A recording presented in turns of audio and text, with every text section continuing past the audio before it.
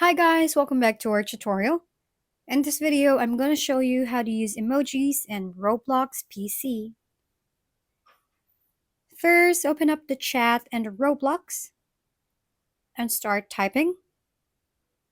Next, press the Windows key and the colon or semicolon button simultaneously. You'll see a pop-up window with a variety of emojis. You can browse or search for the one you want. For example, let's choose the smiling emoji. Click on it. It will be added to your chat in Roblox.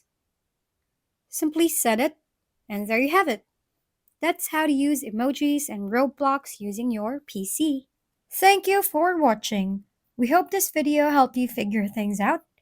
If we've been helpful, kindly give us a thumbs up, and don't forget to hit the subscribe and bell button for more contents. For any questions and suggestions, comment down below.